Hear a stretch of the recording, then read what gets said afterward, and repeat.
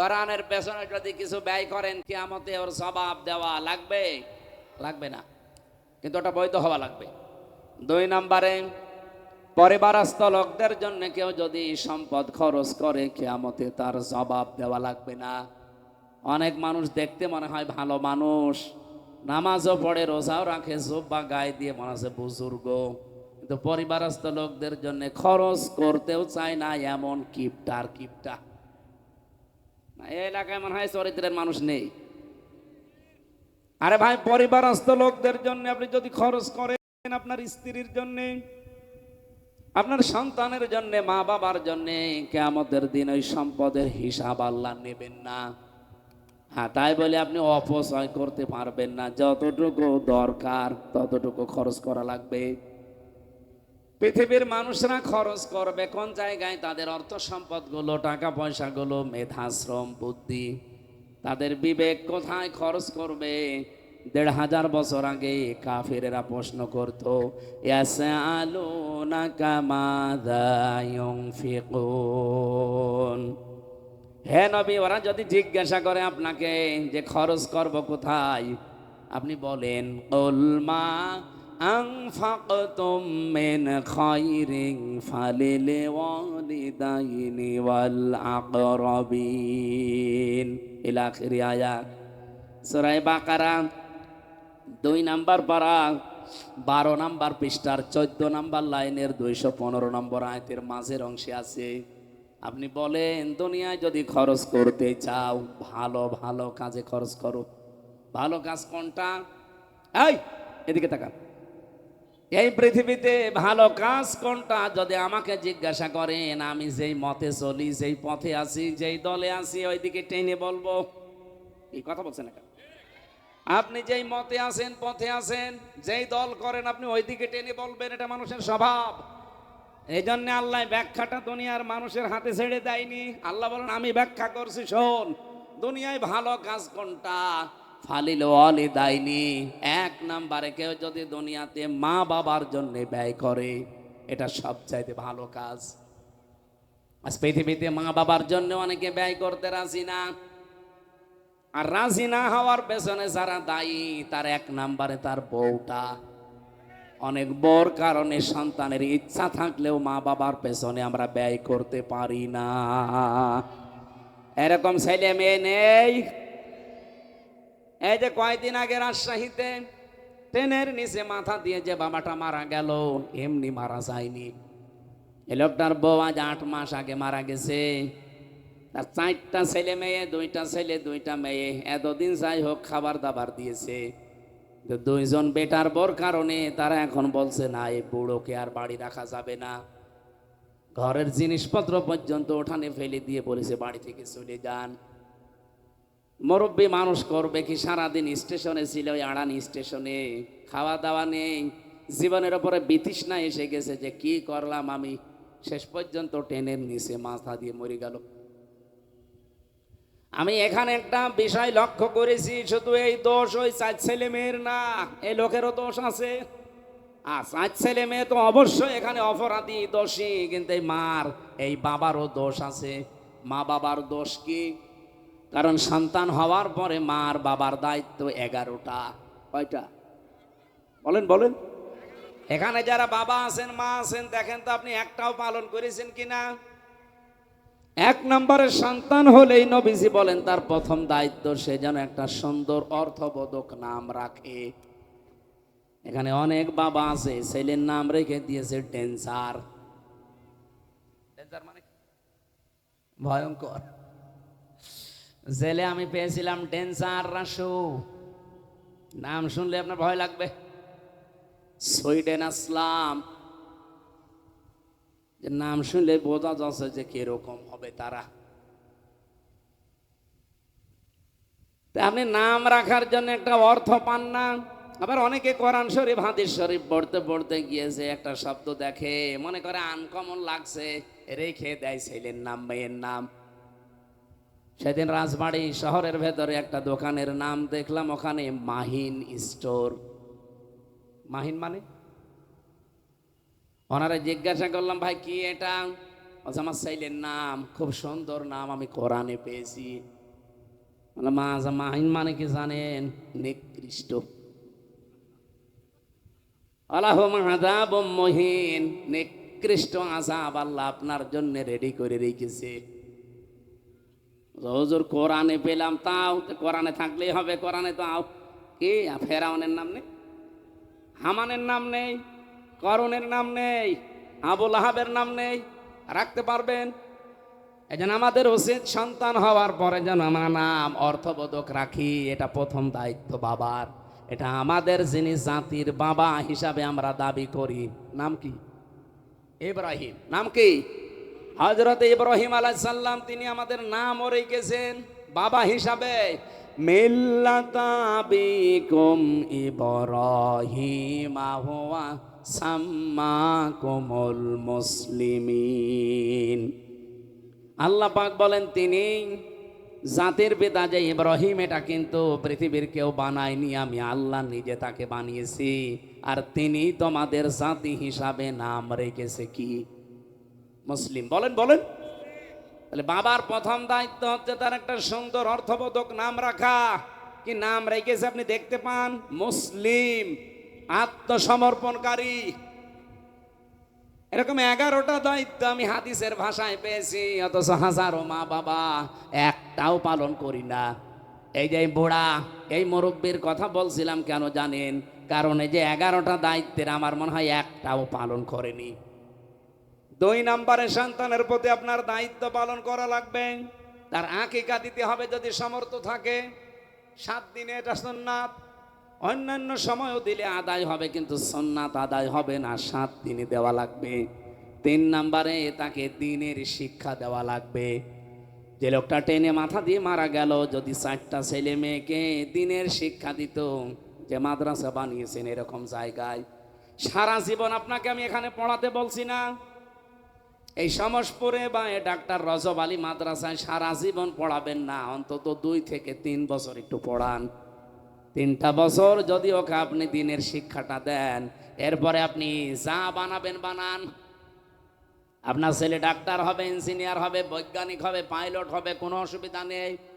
2 থেকে 3 বছর যদি কোরআনের জ্ঞান, হাদিসের জ্ঞান তার ভেতরে প্রবেশ করে, ও জীবনে যেখানেই যাবে দুর্নীতি করবে না। এটা বললাম এই কারণে, কারণ বাংলাদেশ আগামীতে দাঁড়াতে হলে দুর্নীতি মুক্ত করা দরকার। আর দুর্নীতি মুক্ত হওয়ার জন্য এই সন্তানগুলোকেই দ্বীনের শিক্ষা দেওয়া দরকার। আপনি যান, মালয়েশিয়া ছিলাম কয়েকদিন আগে আমি, তারা দাঁড়িয়ে যাচ্ছে। 2004 সালের পরে তারা দাঁড়িয়েছে কেন? কারণ 1 নম্বরে তারা পরিষ্কার পরিচ্ছন্ন খুব বেশি, 2 নম্বরে তাদের দুর্নীতি নেই।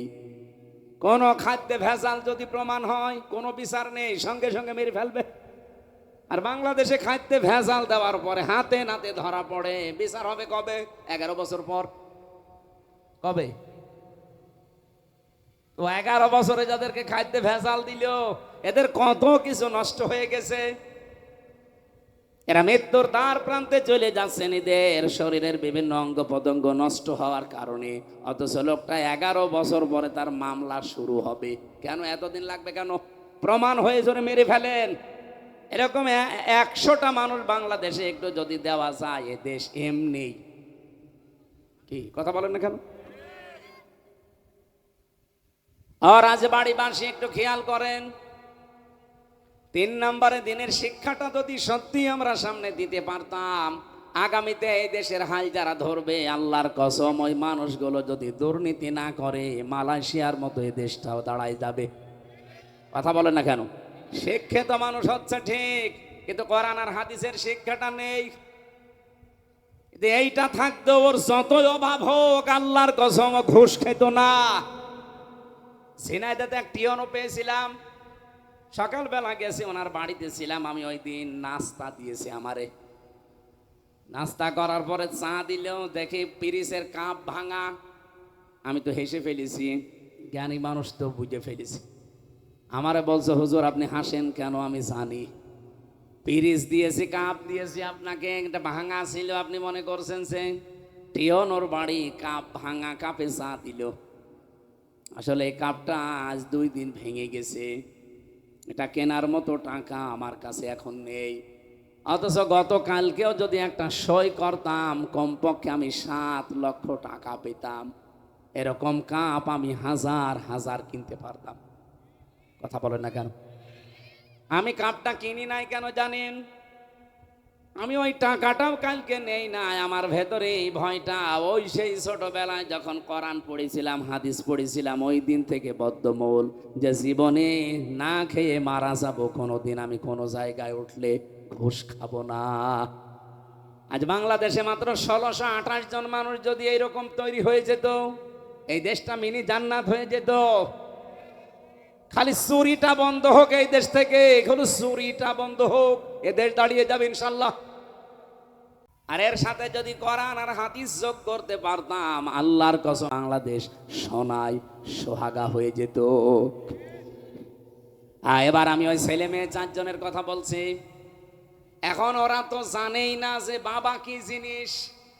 যে 2 বউর সাথে ঝগড়া করার কারণে বাবা আত্মহত্যা করে মারা গেল, ওই ছেলে মেয়েরা যদি জানতো আল্লাহর পরে পৃথিবীতে বাবা মার স্থান কি, আল্লাহর পরে স্থান কার?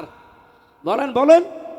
অকবা রাব্বুকা আল্লা তা'বুদু ইল্লা ইয়াহু ওয়া বিল ওয়ালিদাইনি ইহসানা। আল্লাহ বলেন আমি রায় দিয়ে দিলাম, ফয়সালা করলাম, সিদ্ধান্ত নিলাম এই যে আমি আল্লাহ ছাড়া কারো ইবাদত করা যাবে না, আর আমার পরে এই পৃথিবীতে মা বাবার সাথে ভালো ব্যবহার করা লাগবে। এখানে ভালো ব্যবহারের ভেতরে, ইহসানের ভেতরে কয়েকটা অর্থ আছে। এই ছেলে,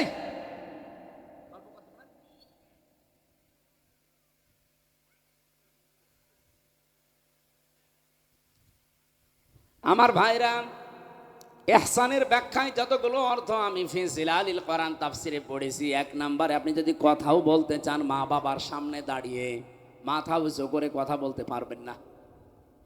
আপনি কথা বলবেন মাথা নিচু করে, আদবের সাথে, সম্মানের সাথে। আপনার ভাষাটা কেমন হবে, কত দূর আপনার লেভেল থাকবে ভাষার, গলার আওয়াজ কতটুকু হবে, ওই আওয়াজ পর্যন্ত আল্লাহ নিজে ব্যাখ্যা দিচ্ছেন। অকুল লাহুমা কওলান কারীমা। হে পৃথিবীর মানুষেরা, আমার বাবা কিন্তু সাধারণ জিনিস না। এ দুনিয়ায় যদি তাদের সামনে কথাও বলতে যাও, সম্মানজনক কথা বলবা, সম্মান সূচক কথা বলবা। কারণ মা বাবার সাথে নরম সুরে গলা নিচু করে কথা বলা সাদগা দেওয়ার সমান। সাদগা বোঝেন কি? এই যে অনেক মেয়েরা দেখি সাদগা করে মুরগির ডিম দিয়ে, হয় না? মুরগি দিয়েও সাদগা হয় না। সাদগা দিতে হলে কমপক্ষে একটা ছাগল লাগে। ছাগলের দাম কত? 7-8 হাজার। 2টা ঠ্যাঙের দাম 7 হাজার। 15,000 কমপক্ষে ধরেন। 15,000 টাকার ছাগল কিনে দান করলে যে সওয়াব পাবেন, মায়ের সাথে বাবার সাথে শুধু হাসি মুখে কথা বললে ওই সওয়াব পাওয়া যায়। এই 2টা সন্তান যদি সত্যিই বুঝতো যে আল্লাহর পরে আমার মায়ের স্থান, বাবার স্থান, ও জীবনে কোনোদিন বউর কথা শুনে বাবার জিনিসপত্র সব উঠানে ফেলে দিত। দরকার ওরকম বউ বাদ দিত। যেমন আমাদের জাতির পিতা ইব্রাহিম নবীর সন্তান বউ বাদ দিয়েছে। এক কথা বলছে না কেন? হযরত ইসমাইল নবী বউ বাদ দেয়নি কেন? বাবার সাথে বিয়াদবি করেছিল। এখানে একটা মাসলা বলি শোনেন। বাবা যদি সঙ্গত কারণে, দিনের কোনো বিষয়ের কারণে যদি বলে যে এই ছেলে, এই বউ ভালো না, এ দিনের এই বিষয়গুলো মানে না, এরকম বউ রাখা যাবে না। বাবার কথা মতো বউ বাদ দেওয়া যায়, জায়েজ নেই। কিন্তু মায়ের কথা শুনে বউ বাদ দেওয়া যাবে না। প্রশ্ন আসতে পারে, বাবার চাইতে মায়ের মর্যাদা 3 গুণ, তারপরও বাবার কথায় বউ বাদ দেবো আর মায়ের কথায় দেওয়া যাবে না মানে? হ্যাঁ, কারণ মায়ের সাথে বউর যে সম্পর্ক, এটা জীবনেও মেয়ে আর মায়ের মতো হবে না। আপনাদের পরিবারে আছে? আছে, আন্দাজে আছে। যদি থাকে সেটা তো পরিবার না, সেটা একটা জান্নাত। আজ হাজারো পুরুষ আমরা কিন্তু সত্যি কথা বলছি কোরআন শরীফ সামনে নিয়ে, আল্লাহর কসম আমরা আজ মানসিকভাবে বিপর্যস্ত রোগী হয়ে যাচ্ছি, শুধু বউ আর মার ভেতরে সম্পর্ক ভালো না থাকার কারণে। এরকম ছোট মনের বউ আছে কার কার? হাত তোলেন তো। এই এলাকা তো অনেক ভালো দেখছি, আলহামদুলিল্লাহ।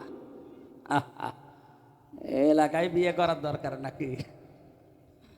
সম্মানিতা মা বোনেরা, আলহামদুলিল্লাহ আপনারা অনেক ভালো। একটা স্বামীও হাত তোলেনি, কি ভয়ে হাত তোলেনি নাকি সে আল্লাহ জানে।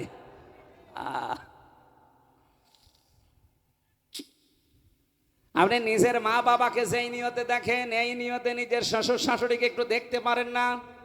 আল্লাহর কসম, এই পৃথিবীতে স্বামীর মন যদি 100 ভাগ মন পেতে চান, স্বামীর মা বাবার সাথে অবশ্যই আপনাকে নিজের মা বাবার মতো ব্যবহার করা লাগবে, নাই তো জীবনও তার মন পাবেন না। হ্যাঁ, উপরে উপর আপনাকে ভালোবাসবে, তো মানসিক যন্ত্রণায় সে কুড়ে কুড়ে মরবে, শেষে দেখবেন মানসিক রোগী হয়ে গেছে, অনেকে পাগল পর্যন্ত হয়ে যায়। এক কথা বলবেন না? এই জন্য মায়ের কথা মতো বউ তালাক দেওয়া জায়েজ নেই, কিন্তু বাবার কথা মতো জায়েজ আছে যদি 4টা কারণ পাওয়া যায়। বাবা যদি বলে তোর বউ শরীয়তের এই বিধানগুলো অবজ্ঞা করে, মানতে চায় না, এরকম বউ নিয়ে সংসার করা যাবে না, তাহলে বউ বাদ দেওয়া পর্যন্ত জায়েজ আছে। আমি ওই ছেলেগুলোর কথার দিকে তাকালাম, আপনি বলেন তো, এই ছেলেগুলো যদি সত্যি ছোটবেলা থেকে 4টা ছেলে মেয়ে কোরআন আর হাদিস বুঝতো যে মা বাবার স্থান আল্লাহর পরে, মা বাবার স্থান কার পরে? আরো জোরে বলেন। ও জীবনেও বউর কথা শুনে বাবাকে বাড়ি থেকে তাড়িয়ে দিত, দরকার রকম বউ 10টা বাদ দিত। বলেন, এই জন্য বাবা মা হলে হবে না, কয়েকটা দায়িত্ব মাস্ট বি পালন করা লাগবে, যদি না করেন সামনে আপনি পস্তাবেন। ওইরকম আপনারেও না জানি বৃদ্ধাশ্রমে থাকা লাগে কিনা, আবার টেনে মাথা দেওয়া লাগে কিনা। জীবনের ওপরে কত বড় বিতৃষ্ণা এসে গেলে টেনে মাথা দিয়ে মরে যায় বলেন তো। রাজবাড়িবাসী, আমি যে কথা তুলেছিলাম, পরিবারস্থ লোকদের জন্য খরচ যদি মানুষ করে এই পৃথিবীতে তার সাধ্য অনুযায়ী কিয়ামতে যেহেতু হিসাব দেওয়া লাগবে না আল্লাহর কাছে, আর দুনিয়াতে আপনি কার কার পেছনে খরচ করবেন তালিকা হামজা দেয়নি, কে দিয়েছে? প্রথম নাম্বার এই মা বাবা পরিবারের, তাদের জন্য খরচ করলে ওটা সাদগা। কারো মায়ের জন্য যদি কেউ স্যান্ডেল কিনে দেয়, পান কিনে দেয়, মনে করবেন আমি আল্লাহর রাস্তায় দান করে আসলাম, বাড়ি যেয়ে সুবহানাল্লাহ বলবেন।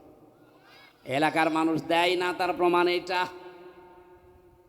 2 নম্বরে পরিবারস্থ লোক, এই যে ফালিল ওয়ালিদাইনি ওয়াল আকরাবিন, নিকট আত্মীয় স্বজনকে আপনি খরচ করবেন। এই পৃথিবীতে সবচাইতে মানুষের নিকটবর্তী বলেন তো কে? হ্যাঁ, স্ত্রী। সবচাইতে কাছে থাকে কে? এরপরে সন্তান।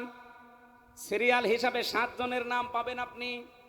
আমি তো আয়াতও বলেছি, বাড়িতে তাফসিরটা মিলিয়ে দেখবেন। প্রথমে মা বাবা, এরপরে স্ত্রী, এরপরে সন্তান, এরপরে নিজের চাচা, ফুফু, প্রতিবেশী, সিরিয়াল আকারে যাবেন।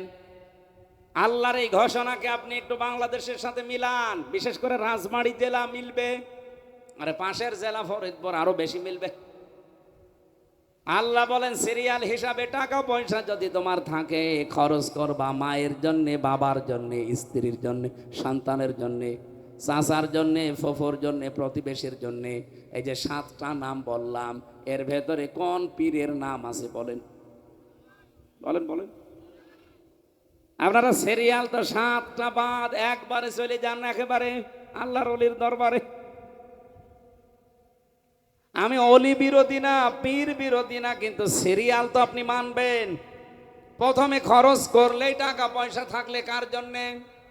মায়ের জন্যে। মা না থাকলে বাবার জন্যে, এটাও না থাকলে স্ত্রীর জন্যে, এটা না থাকলে ছেলের জন্যে, এটা না থাকলে মেয়ের জন্যে, এটা না থাকলে ফুফুর জন্যে, এর না থাকলে চাচার জন্যে, এ না থাকলে প্রতিবেশীর জন্যে।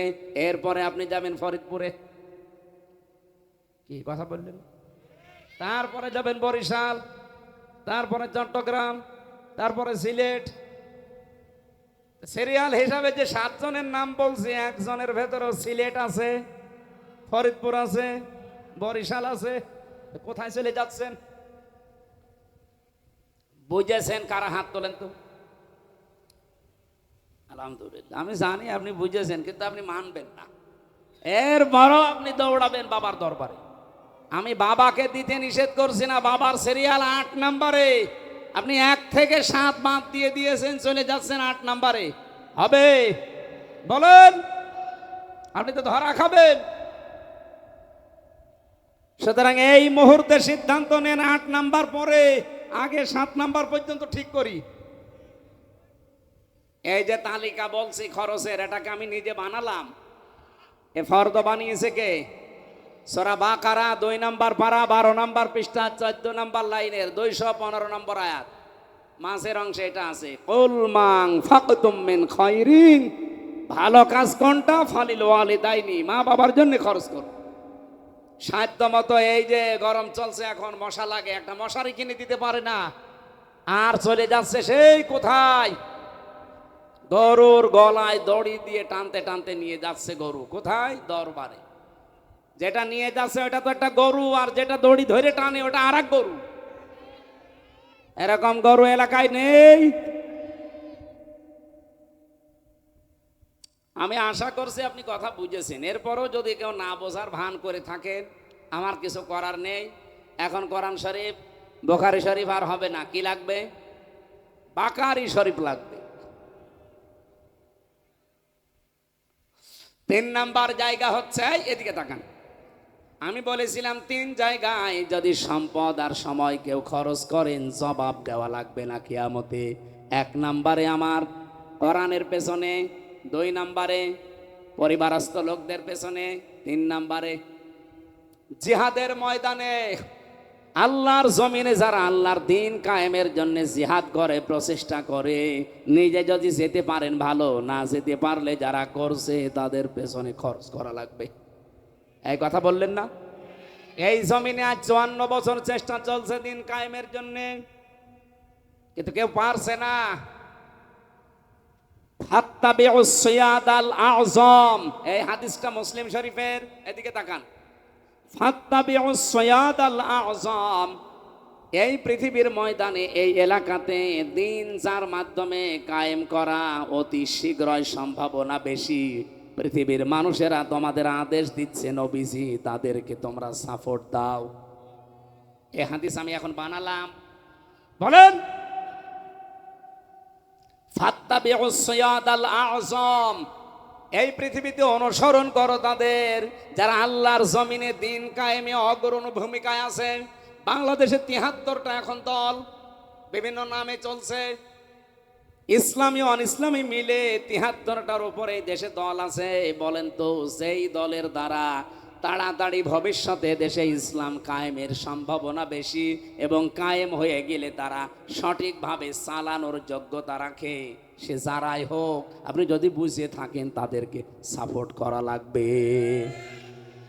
এরপরেও যদি কেউ বুঝে শুনে কাজ না করেন, আপনি নবীর উম্মত থাকবেন না।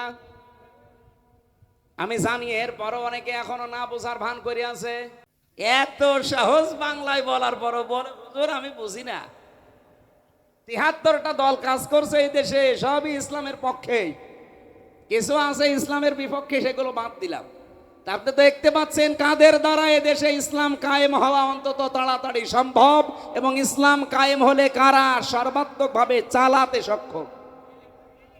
এই দেশে সবাইকে ইসলাম পেয়ে গেলে, রাষ্ট্র ক্ষমতা পেয়ে ইসলাম দিয়ে চালাতে পারবে এরকম সক্ষমতা আছে? নেই।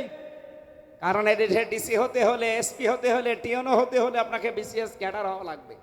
সেই যোগ্যতা আপনার আছে? পেটে বোম মারলে বিসিএস ক্যাডার কি আপনি জানেন? আমি এর নিচে আর নামতে পারলাম না। এরপরেও যদি কেউ না বোঝার ভান করে থাকেন, আমার গাড়িতে যেন যাওয়ার সময় আস্তে আস্তে করে বলবেন। দরুদ আর সালাম পাঠ করার মাধ্যমে আজকের তেলাওয়াতকৃত আয়াত ছিল সূরা হুজুরাত। আমার আলোচনার বিষয় হচ্ছে সন্দেহ। কি বললাম? এটা মারাত্মক জিনিস। এইটার কারণে আজ আমরা পিছিয়ে আছি। এই সন্দেহ আমাদের ভেতরে আজ বেশি। এটা পৃথিবীর 210 কোটি মুসলমান এখন, এই মুসলমানদের ভেতরে সন্দেহ এই জিনিসটা থাকার কারণে এই জন্য এই আয়াত পড়েছি। সূরা হুজুরাতের 15 নম্বর আয়াত। জবান খুলে কোরআনের এই সোনালী আয়াত একবার আগে পড়েন, তারপরে আমরা তাফসিরে যাই। আউযু বিল্লাহি মিনাশ শাইতানির রাজিম।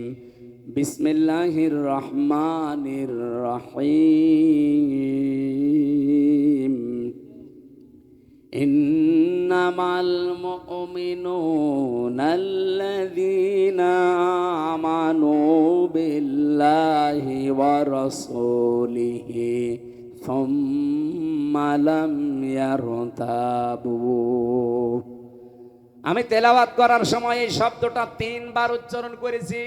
আমার আলোচনার বিষয় এইটা, এই জন্য এটা বলেছি 3 বার। সুম্মা লাম ইয়ারতাবু, তারা সন্দেহ করে না। কারা আল্লাহর কাছে, আল্লাহর দৃষ্টিতে আসলে মুমিন কারা আপনি জানেন? কয়েকদিন আগে এই যে ওয়াকফ আইন চলছে ভারতে, যেটা এইটা নিয়ে অনেক নামধারী মুসলমান না তারা, অথচ দাড়ি জোব্বা পাগড়ি আছে তাদের মাথায়। চেহারা দেখলে মনে হবে কোনো বিশেষজ্ঞ, কোনো আলেম, অথচ মোদির কাছে যে এই আইনের পক্ষে সাফাই গাচ্ছে, সাপোর্ট দিচ্ছে, সান্ত্বনা দিচ্ছে। এটা আমার কাছে দলিল পর্যন্ত আছে, ভিডিও।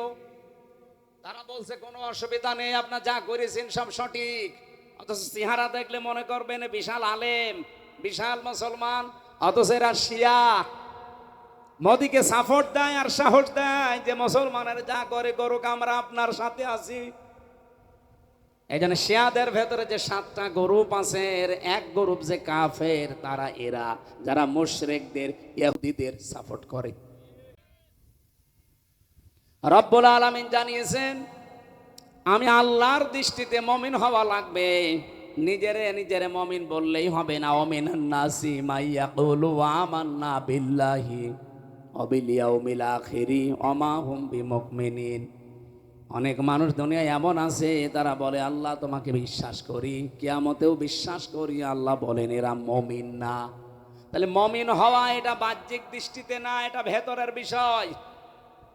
আল্লাহর জন্য ইমানদারের সংজ্ঞা দিতে গিয়ে বলেন আমার দৃষ্টিতে ইমানদার তারা, মুমিন তারা, যেই মানুষগুলো আমি আল্লাহকে বিশ্বাস করে, আমার রাসূলকে বিশ্বাস করে, সুম্মা লাম ইয়ারতাবু, আর এই 2 বিশ্বাসের ভেতরে কোনো সন্দেহ পোষণ করে না। আজ আমাদের ভেতরে সন্দেহ আছে, এই জন্য আল্লাহর দিনের বিভিন্ন বিষয়গুলো জানার পরেও মানবো কি মানবো না, ধরবো কি ধরবো না, এই দ্বিধাদ্বন্দ্বে আছি। নামাজ যেমন আল্লাহর বিধান সওয়াব পাওয়ার জন্য পড়লেন, রোজা আল্লাহর বিধান সওয়াব পাওয়ার জন্য করেন। নামাজের বিধান, রোজার বিধান পুরা কোরআনে আপনি পেয়েছেন কয়বার? খুব বেশি হলো নামাজের কথা আপনি 82 জায়গায় পাবেন, আর রোজার কথা মাত্র 1 জায়গায় পাবেন। কিন্তু কোরআনে কারিম এই পৃথিবীতে কায়েম করা লাগবে এরকম আয়াত আছে কোরআনে 918 জায়গায়। নামাজের ওয়াজ করেন, খুব ভালো লাগে আমার। রোজার ফজিলত বলেন, খুব ভালো লাগে। হজ চলছে এখন সামনে, হজের ফজিলতের কথা বলেন, ভালো লাগবে। আরে তাদের কথা আছে কোরআনে খুব বেশি হলো একবার আর 82 বার। কিন্তু এই জমিন আল্লাহর বিধান দিয়ে চালানো লাগবে, এর ভেতরে 500 আইন আছে। কয়টা? একটা আইনও বাংলাদেশে চলে না। আপনার আফসোস হয়েছে কোনোদিন যে 92% মুসলমান আমরা বাস করি, একটা আইন দেশে চলে না? আমি এখনই যদি চোখ বন্ধ হয়ে যায় যে কি জবাব দেব? কোনোদিন আপনার ভেতরে কোনো টেনশন আমরা দেখি না। আপনি শুধু আছেন টেনশনে, আপনি নিজের টেনশনে আছেন। কত বড় প্রকাশ্য শিরিক চলছে জমিনে, প্রকাশ্য বেদাত চলছে। আপনার কোনো মাথা ব্যথা নেই, আপনার চেহারার কোনো পরিবর্তন নেই।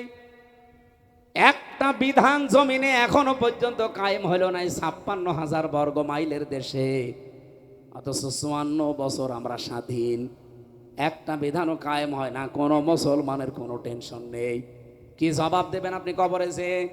যেই বলবে ফেরেশতারা আমার রব্বুকা, তোমার রবকে, কি বলবেন? জীবনেও বলতে পারবেন না রব্বি আল্লাহ, আমার রব আল্লাহ। ধরে খাবেন প্রথমেই, কারণ রব মানে সৃষ্টিকর্তা, রব মানে আইনদাতা, রব মানে পালনকর্তা, রব মানে অভিভাবক, রব মানে উকিল। একটাও আমাদের জীবনে মেলে না। সৃষ্টিকর্তাও আমরা আল্লাহকে বিশ্বাস করি না। ফসলে বরকত হয়, কে দেয়? ফসলেতে বরকত সৃষ্টি করে দেয় কে?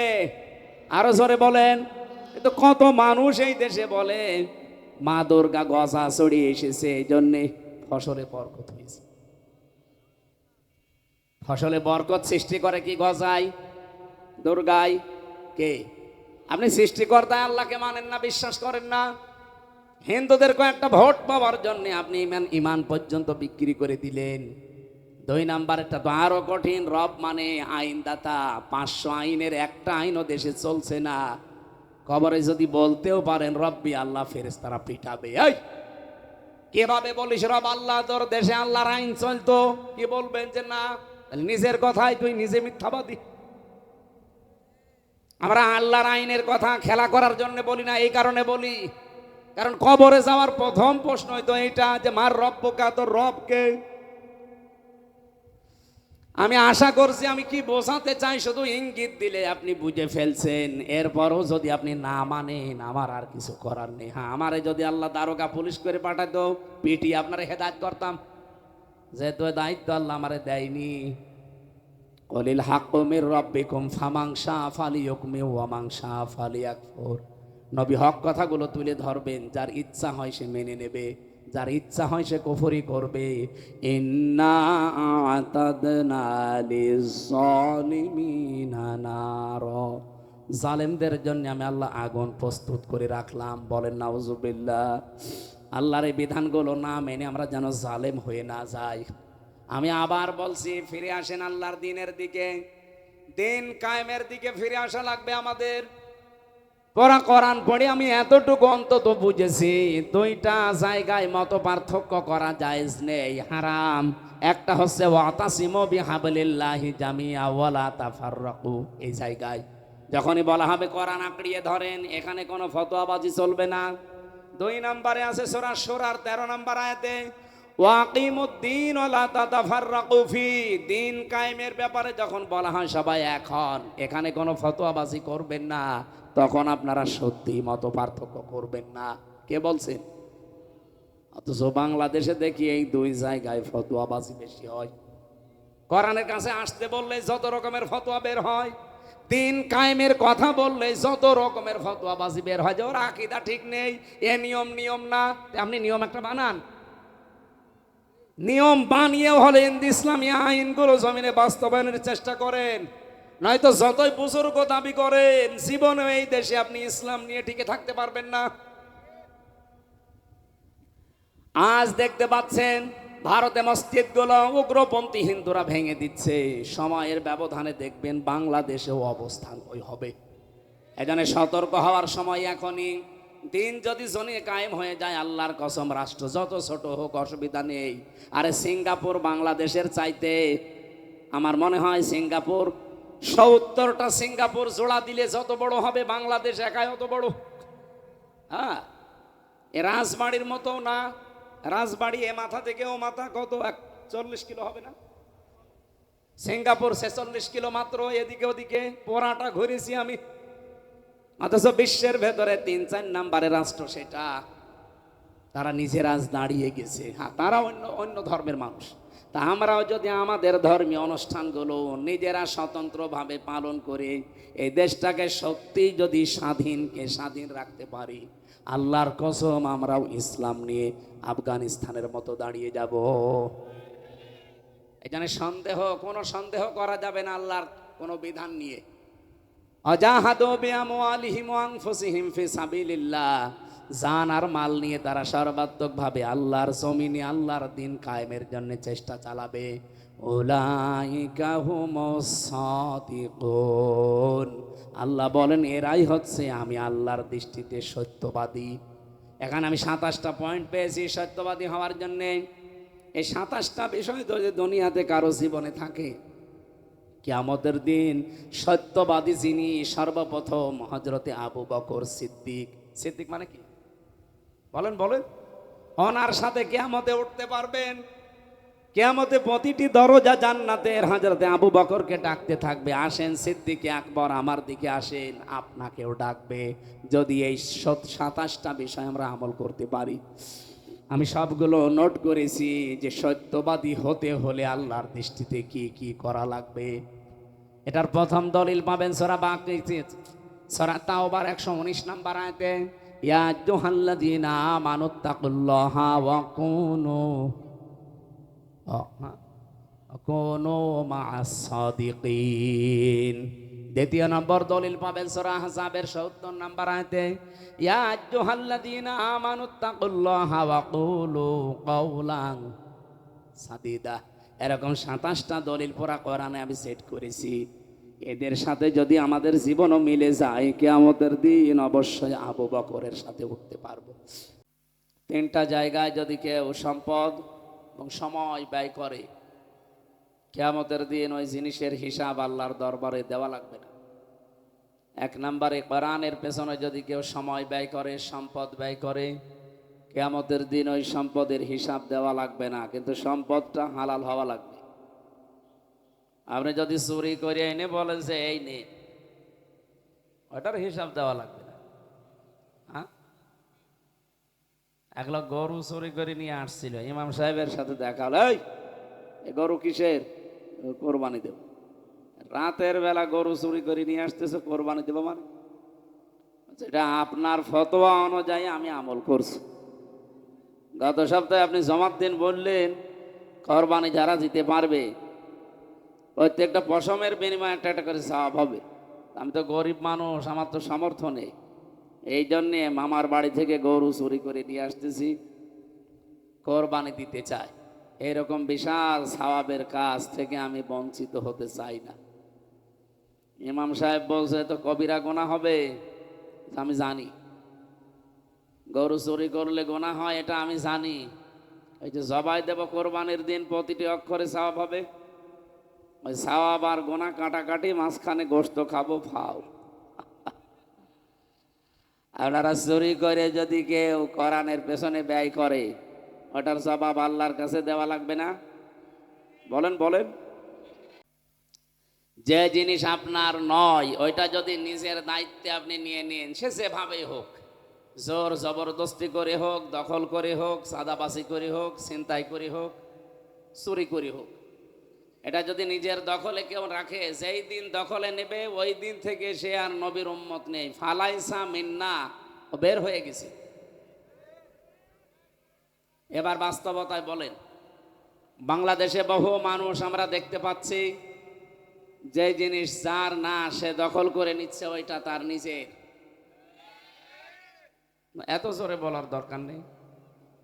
অনেক মানুষ আবার দেখা যাচ্ছে এই চরিত্রের আছে, তারা আবার মন খারাপ করে না না, এরকম চরিত্রের মানুষ রাজবাড়ী কুষ্টিয়ায় নেই, এখানেও আছে। সারা জমিন চাষ করছে বেশ ঠিক মতো, আইলের কাছে গেলে ওরও মাথা খারাপ হয়ে যায়, নাঙ্গলেরও মাথা খারাপ হয়ে যায়।